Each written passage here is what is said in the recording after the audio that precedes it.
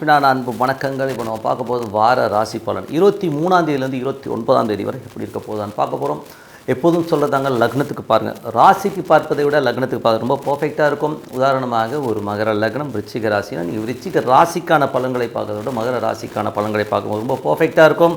முதல்ல வர்றது புது பலன்கள், அதுக்கப்புறம் பார்த்திங்கன்னா தசா புக்தி பலன்கள். ஸோ உங்களுக்கு என்ன தசா புக்தி அந்தரங்கள் வருதோ ஸோ அதை மிங்கிள் பண்ணி பார்க்கும்போது ரொம்ப பர்ஃபெக்டாக இருக்கும். வீடியோட எண்டில் டிப் ஆஃப் த வீக் இருக்குது, மறக்காமல் பாருங்கள். ஸோ மேஷ ராசிக்கு பார்த்தீங்கன்னா உங்களது செவ்வாய் உங்கள் ராசி அதிபதியான செவ்வாய் 4 நீச்சமாக இருக்குது. அதுவும் சனியுடைய சாரத்தில் வக்கரமாக இருக்கும்போது நிறைய விஷயங்கள். ஸோ 8ஆம் அதிபதி நீச்சம் மற்றும் வக்கரமாகும்போது கொஞ்சம் மனஸ்தாபம், தாயார்க்கவங்களும் சின்ன சின்ன பிடிவாதங்கள், ஈகோ கிளாஷஸ் வருவதற்கான வாய்ப்புகள் ரொம்ப கவனமாக இருக்கணும். அதே நேரத்தில் பார்த்திங்கன்னா 8இல் அதிபதியான செவ்வாயுடைய சாரத்தில் பார்த்திங்கன்னா சனி இருக்கிறது. ஸோ அது ஒரு பெரிய ப்ளஸ்ஸான ஒரு விஷயம். ஸோ அது உங்களது விபரீத ராஜயோகங்களை ஏற்படுத்துவதற்கான வாய்ப்புனா ரொம்ப சிறப்பாக இருக்குது. ஸோ அது ஒரு நல்ல விஷயங்கள் தான். ஸோ ஒரு நல்ல விஷயம் தான். அதுக்கப்புறம் பார்த்திங்கன்னா 2 மற்றும் 7ஆம் அதிபதி. ஸோ 2 மற்றும் 7ஆம் அதிபதியான சுக்கிரன் பார்த்திங்கன்னா உங்களுக்கு 10ல் இருக்கார். 10ல் சந்திரனுடைய சாரம் சிறப்பான பலன்கள். நல்ல நிலம் பூமி வாங்குவதற்கான வாய்ப்புகள், ஏதாச்சும் பூர்வீகம் சம்பந்தமான விஷயங்கள், ஏதாச்சும் நிலபலங்கள் வரதுக்கான வாய்ப்புகளையும் நிறைய கொடுக்குது. அதெல்லாம் ரொம்ப ப்ளஸ். வியாபார ரீதியான விஷயங்கள், ரியல் எஸ்டேட் துறையில் இருக்கிறவங்களும் ரொம்ப சிறப்பான பலன்களை கண்டிப்பாக கொடுக்குங்க. அதுக்கப்புறம் பார்த்திங்கன்னா திருமணம் சார்ந்த விஷயங்கள் முயற்சித்து பார்க்கும்போது இன்னும் ஒரு மாதத்தில் பார்த்திங்கன்னா திருமணம் கைகூடி வருவதற்கான வாய்ப்புகளும் சிறப்பாக இருக்குது. அதுக்கப்புறம் உங்களுக்கு 3 மற்றும் 6ஆம் அதிபதியான புதன். ஸோ 3, 6ஆம் அதிபதியான புதன் பார்த்திங்கன்னா உங்களுக்கு புதனுடைய விஷயங்கள் பார்த்திங்கன்னா இருக்கிறது 8ல் இருக்குங்க. ஸோ 8ல் சனியுடைய சாரத்தில் போகும் சிறப்பான பலன்களை எதிர்பார்க்கலாம். விபரீத ராஜோங்கிற ஒரு விஷயம் கண்டிப்பாக நடக்கும். வேலையில் பார்த்திங்கன்னா திடீர் மாற்றங்கள், திடீர் பதவி உயர்வு, இந்த மாதிரி விஷயங்கள் நடப்பதற்கான வாய்ப்பு. சில பேருக்கு வேற ஒரு வேலை, நல்ல ஒரு பெரிய வேலை திடீர்னு கிடைச்சா அதில் மாறி போகிறதுக்கான வாய்ப்புகளும் ஏற்படுத்தும். ஸோ அதெல்லாமே ரொம்ப சிறப்பான விஷயங்கள் தான். ஏன்னா இந்த 8, 11 இதெல்லாம் திடீர் அதிர்ஷ்டங்கள். ஒரு சின்னதாக லாட்டரி டிக்கெட் கூட வாங்கிக்கலாம். ஓகேங்களா? யாருக்கெல்லாம் புதன் தசாபுத்தி அந்தரங்களோ இல்லை சனி தசாபுத்தி அந்தரங்கள் நடக்குதோ அவங்க அழகாக ஒரு சின்னதாக ஒரு லாட்டரி டிக்கெட்டு, சின்னதாக நல்லா புரிஞ்சுக்கணும், சின்னதாகிறது கோடு போட்டு கொடுத்துட்றேன். ஸோ லாட்டரி டிக்கெட் வாங்க திடீர் அதிர்ஷ்டங்கள் வருவதற்கான வாய்ப்பு ரொம்ப நல்லாயிருக்கு. வேலையில் நல்ல பெரிய ஒரு அங்கீகாரத்தோட, ஒரு திடீர் அதிர்ஷ்டத்தோட ஒரு பெரிய பதவியில் போய் உட்காரதுக்கான வாய்ப்புலாம் ரொம்ப நல்லா இருக்குது. அதுக்கப்புறம் பார்க்கும்போது உங்களுக்கு 4ஆம் அதிபதி சந்திரன், 4ஆம் அதிபதி சந்திரன் பார்த்திங்கன்னா சிறப்பான பலன்களை கண்டிப்பாக கொடுத்துறாருங்க. ஸோ அது பார்த்திங்கன்னா உங்களுக்கு வாரத்தின் ஒரு வேலை சம்மந்தமான விஷயம், நல்ல ஒரு வளர்ச்சி ஏற்றங்கள்லாம் கொடுப்பதற்கான வாய்ப்பு ரொம்ப சிறப்பாக இருக்குங்க. ஸோ அது நல்ல விஷயங்கள் தான். அதுக்கப்புறம் பார்க்கும்போது உங்களுக்கு 5ஆம் அதிபதியான சூரியன். ஸோ 5ஆம் அதிபதி சூரியன் பார்த்திங்கன்னா உங்களுக்கு 9ல் இருக்கும்போது நல்ல ஒரு சிறப்பான பலன்களை கண்டிப்பாக அதுவும் கேதுவுடைய சாரத்தில் இருக்கும்போது உங்களுக்கு நிறைய பிரயாணங்கள், வேலையில் நிறைய பிரயாணங்கள் மேற்கொள்வதற்கான வாய்ப்புகள்லாம் நிறைய இருக்கும். அதே நேரத்தில் பார்த்திங்கன்னா சூரியன் 5ஆம் அதிபதி கேதுவுடைய பக்தி ரீதியான விஷயங்களில் நிறைய பக்தி ரீதியான விஷயங்களில் போவதற்கான வாய்ப்புகள் நிறைய இருக்குது. அதுவும் சூரியன் கேதுவில் போகும்போது வேலையில் இருக்கிறவங்க மேல் அதிகாரிகள் சின்னதாக ஒரு நிறைய நெருக்கடிகளோ ஒரு ப்ரெஷரோ இருக்கிறதுக்கான வாய்ப்புகள் நிறைய கேள்வி கேட்பாங்க. ஸோ அதுதான் விஷயம். அதுக்கப்புறம் பார்க்கும்போது உங்களுடைய 6ஆம் அதிபதியான புதன் 6, 8, 11, 9 வேலையில் திடீர் அதிர்ஷ்டங்கள், திடீர் ஒரு பணம் மாற்றங்கள், ஒரு பெரிய பதவி கிடைக்கிறது, இந்த மாதிரி விஷயங்களும் கடன் கேட்ட இடத்துல ஒரு பெரிய அமௌண்ட் எதிர்பார்த்துருந்தீங்கன்னா கண்டிப்பாக கிடைப்பதற்கான வாய்ப்புலாம் ரொம்ப நல்லாயிருக்கு. அதுக்கப்புறம் பார்க்கும்போது உங்களுக்கு 7ஆம் அதிபதியான சுக்கிரன் பார்த்திங்கன்னா உங்களுக்கு 10ல் இருக்கும்போது ஒரு கேந்திராதிபதி கேந்திரத்தில் இருக்கும்போது சிறப்பான பலன்கள், நல்ல யோகங்களையும் கொடுப்பதற்கான வாய்ப்புலாம் ரொம்ப சிறப்பாக இருக்குது. அது பூமி நிலம் சார்ந்த விஷயங்களும் சிறப்பான பலன்களை கண்டிப்பாக எதிர்பார்க்கலாம். தொழில் ரீதியான விஷயங்களும் ஒரு பெரிய ஒரு தொழில் ரீதியான விஷயங்கள் வெற்றிகள் வருவதற்கான வாய்ப்புகளும் ரொம்ப சிறப்பாக இருக்குங்க. ஸோ அதெல்லாமே ரொம்ப நல்ல விஷயங்கள் தான். அதுக்கப்புறம் பார்க்கும்போது உங்களுக்கு 8ஆம் அதிபதி செவ்வாய் 4 நீச்சமாகி அது சனியுடைய சாரத்தில் போகும்போது திடீர் அதிர்ஷ்டங்கள் வருவதற்கான வாய்ப்புகள் நல்லா இருக்குது. ஏதாச்சும் நிலபுலன்கள் கேஸு ஏதாச்சும் இருக்குது, அந்த மாதிரி ஒரு இக்கட்டான சூழ்நிலை இருக்குன்னா இப்போ அவுட் ஆஃப் கோர்ட்டில் போய் நீங்கள் பேசும்போது அது கைகூடி வருவதற்கான வாய்ப்புகள் நிறையா இருக்குது. ஏன்னா செவ்வாய் வக்கரமாக இருந்தாலும் கொஞ்சம் ஸ்லோ டவுன் ஆகலாம். மற்றபடி அது 8, 11 ஒரு சம்மந்தப்படும் போதே திடீர் யோகங்களை கொடுப்பதற்கான வாய்ப்புலாம் நல்லா இருக்குது. ஸோ அதெல்லாம் ரொம்ப சிறப்பான விஷயங்கள். அது வண்டி வாகனம் ஓட்டும்போது கொஞ்சம் ஜாகிரதையாக இருக்கும். ஏன்னா இது ஒரு காம்பினேஷன் இருக்குது, செவ்வாய் மற்றும் சனி ராகு, இது ஒரு காம்பினேஷனில் இருக்கும்போது ஒரு வண்டி வாகனம் ஓட்டுறது, யார்கிட்ட பேசும்போதும் ஒரு எமோட் ஆகிறதுக்கான வாய்ப்புனா கொஞ்சம் பார்த்து பேசுகிறது ரொம்ப ரொம்ப நல்லது. 9ஆம் அதிபதியான குரு 2ல் இருக்கும்போது நல்ல பிரயாணங்கள், வெளிநாடு பிரயாணங்கள்லாம் போகிறதுக்கான வாய்ப்பு ரொம்ப சிறப்பாக இருக்குது. ஸோ இருந்தாலும் ஒரு சின்ன பிடிவாதங்கள் இருக்கும், அப்பாக்கு மூலம் ஒரு பிடிவாதம் இருக்கிறதுக்கான வாய்ப்புகள் இருக்குது. கொஞ்சம் எந்த ஒரு விஷயமாக இருந்தாலும் ஒரு ஸ்லோ டவுனாக போகிற மாதிரி ஃபீலிங் கண்டிப்பாக ஏற்படுத்தும். மேற்படிப்புக்கெல்லாம் இப்போ நல்ல உகந்த காலம், இப்போ ட்ரை பண்ணுங்கள். அது வரும் காலங்களில் ஒரு பெரிய வெற்றிகள் வருவதற்கான வாய்ப்பு ரொம்ப நல்லா இருக்குது. 10ஆம் அதிபதியான சனி 11ல் இருக்கும் தொழில் பெரிய வெற்றிகள், பெரிய ஒரு லாபங்கள் வருவதற்கான வாய்ப்புகள் ரொம்ப நல்லா இருக்குது. நிறைய ட்ராவல் பண்ணுவீங்க. ஸோ அதனால் தொழில் ரீதியான விஷயம், நிறைய பிரயாணங்கள் நல்ல லாபங்கள் வருவதற்கான வாய்ப்பு ரொம்ப சிறப்பாக இருக்குது.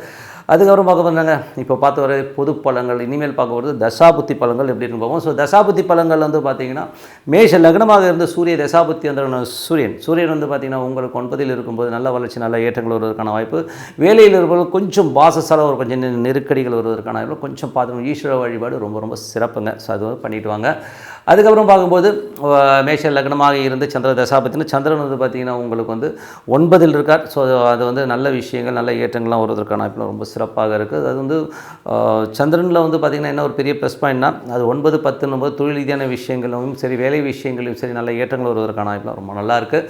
அதுக்கப்புறம் வந்து மேஷ லக்னமாக வந்து செவ்வாய் தசாபத்தி வந்து செவ்வாய் வந்து நாளில் வந்து நீச்சமாக இருந்து சனியுடைய சாரத்தில் போகும்போது விபரீத ராஜயோகங்கள் சொத்துக்கள் ஏதாச்சும் கோர்ட்டு கேஸ்ன்னு போயிட்டுருக்குன்னா இப்போ அவுட் ஆஃப் கோர்ட்லேயோ இல்லை உட்காந்து பேசி தீர்த்துக்கிறதுக்கான வாய்ப்பெல்லாம் ரொம்ப நல்லாயிருக்கு. பட் வக்கரமாக இருக்கும்போது கொஞ்சம் இழுபறியாக போய் சரியாகும் இல்லையா, பட் சரியாகிறதுக்கான வாய்ப்புகள் நல்லாவே இருக்குது. ஸோ மேஷ லக்னமாக இருந்து ராகு தசாபத்தினா ராகு 12ல் இருக்கார். ஸோ 12ல் இருக்க ராகு வந்து பார்த்திங்கன்னா உங்களுக்கு வந்து கொஞ்சம் அலைச்சலை கொடுத்தாலும் பெரிய லாபங்களை அள்ளித்தரதுக்கான வாய்ப்புலாம் ரொம்ப சிறப்பாக இருக்குது. ஸோ அதெல்லாமே ரொம்ப பெரிய ப்ளஸ்ஸு. அதுக்கப்புறம் போது மேஷ லக்னமாக இருந்து குரு தசாபத்தினா குரு வந்து 9, 12 மற்றும் அதிபதியாக இருந்த ஒரு 2ல் இருக்கும்போது நல்ல லாபங்கள் நல்ல ஏற்றங்களை கொடுப்பார். இருந்தாலும் வந்து ஒரு வேகம் வெளிநாட்டில் இருக்கணும் நல்ல ஒரு பணம் வருவதற்கான வாய்ப்பு ரொம்ப சிறப்பாக பார்த்தீங்கன்னா எதிர்பார்த்த வேகத்தில் வரும் கொஞ்சம் ஸ்லோ டவுனாக வர மாதிரி ஃபீலை கண்டிப்பாக ஏற்படுத்தும். மேஷ லக்னமாக இருந்து சனி தசாபத்தினால் நல்ல லாபங்கள் தொழில் நல்ல வெற்றிகள் வருவதற்கான வாய்ப்பாக இருக்கும். ஆனால் அலைச்சல்களை ஜாஸ்தி கொடுத்துரும். உள்ளூரை வந்து கொஞ்சம் செலவுகள் பண்ணுற மாதிரி விஷயங்களும் சில பேருக்கு ஏற்படுத்தலாம். ஸோ எல்லாமே ரொம்ப சூப்பராக இருக்கும்.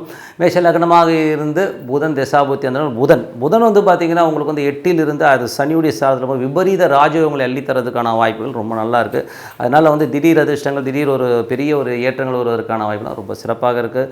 மேஷ லக்னமாக இருந்து கேது தசாபத்தி அந்த கேது வந்து பார்த்திங்கன்னா உங்களுக்கு 6ல் இருக்குங்க. ஸோ 6ல் இருக்கும்போது பார்த்திங்கன்னா வேலையில் வந்து சின்ன சின்ன நெருக்கடிகள் வரும். ஸோ கொஞ்சம் நிறைய பிரயாணங்கள் மேற்கொள்வதற்கான வாய்ப்புகள் ஆன்மீக சுற்றுலா போகிறதுக்கான வாய்ப்புலாம் நிறைய இருக்கும். அதே நேரத்தில் வந்து வேலையில் கொஞ்சம் நெருக்கடிகள் இருக்கும். கொஞ்சம் பார்த்து ஈஸ்வர வழிபாடு ரொம்ப ரொம்ப சிறப்புங்க. மேஷ லக்னமாக இருந்து சுக்கிர தசாபுத்தி அந்தரங்கள். ஸோ சுக்கிரன் வந்து பார்த்திங்கன்னா உங்களுக்கு வந்து 10ல் இருக்கார். ஸோ 10ல் இருக்கும்போது சிறப்பான பலன்கள் நல்ல ஏற்றங்கள் நல்ல லாபங்கள் ரியல் எஸ்டேட் துறையில் இருக்கவங்க வந்து பெரிய லாபங்கள் வருவதற்கான வாய்ப்புகள் இருக்குது.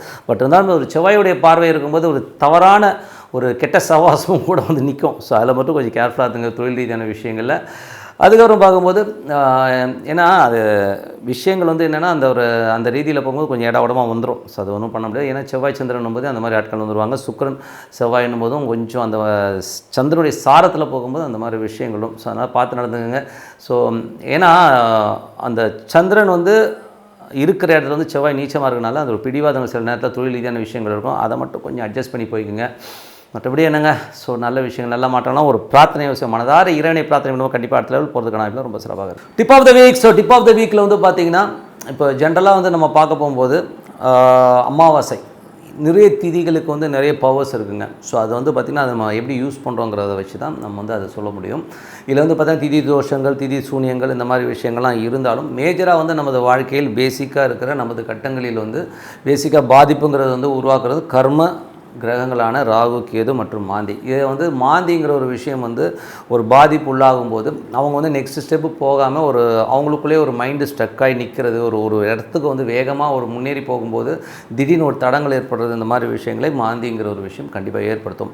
ஸோ மாந்திங்கிறது வந்து பார்த்திங்கன்னா மேஜராக வந்து நம்ம சவுத் இந்தியன் ஸ்டைலில் வந்து மேஜராக தமிழ்நாட்டு ஸ்டைலில் வந்து அதிகமாக பார்க்குறாங்க. கேரளாவில் வந்து மேஜராக வந்து இதை வந்து பார்ப்பாங்க.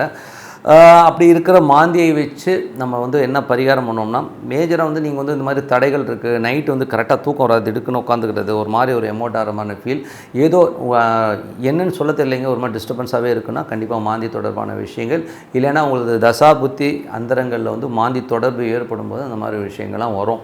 ஸோ அந்த மாதிரி இருக்கும்போது நம்ம என்ன பண்ணலாம் அப்படின்னு பார்த்திங்கன்னா அதுக்கு வந்து ரொம்ப சிறப்பான விஷயம் என்னென்னா ஒரு அமாவாசை திதி கொடுக்குறதுன்னு சொல்லுவோம்.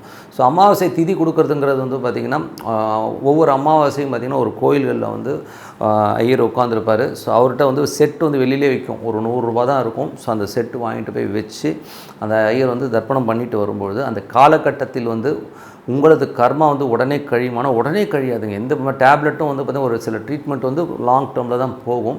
இந்த அமாவாசை இந்த மாந்தி தோஷம் விலகுது பார்த்தா நீங்கள் கண்டினியூஸாக நீங்கள் கொடுத்துட்டே வரும்போது ஒன் பீரியட் ஆஃப் டைம் வந்து அந்த கர்ணம்னு சொல்லுவோம். ஸோ கர்ணன் ஒரு கர்ணன் சகுனி கர்ணம்னு ஒரு கர்ணன் வந்து கர்ணம் வந்து ஆக்டிவேட் ஆகும். அதே காலகட்டத்தில் வந்து அந்த நட்சத்திரமும் லிங்க் ஆகும். ஸோ இந்த 3 வந்து லிங்க் ஆகிற ஒரு காலகட்டத்தில் வந்து பார்த்திங்கன்னா நம்மளுடைய அந்த மாந்தி தோஷங்கிறது நம்ம விட்டு விலகும். ஸோ அதுதான். பட் அது எப்போ வரும் ஏது வரும்ன்ற அக்யூரேட்டெல்லாம் யார் எடுக்கும்? ஏன்னா அந்த கர்மா எப்போ நடந்ததுங்கிறது நமக்கு தெரியாது இல்லையா? ஸோ பூர்வீகத்தில் நடந்த ஒரு கர்மாவோட லிங்க்னால அந்த ஜெனரேஷன் எஃபெக்ட் ஆகி வரும்போது இந்த அமாவாசை கண்டினியூவாக கொடுக்கும்போது அந்த கர்மா விலகி நீங்கள் வந்து ரிலீஃப் ஆகிறது வந்து கண்டிப்பாக உணர முடியும். பட் ஆனால் உடனே நடக்குமானா உடனே நடக்காது. இது வந்து பீரியட் ஆஃப் டைம் நீங்கள் பாட்டு கொடுத்துட்டே வாங்கலாம்.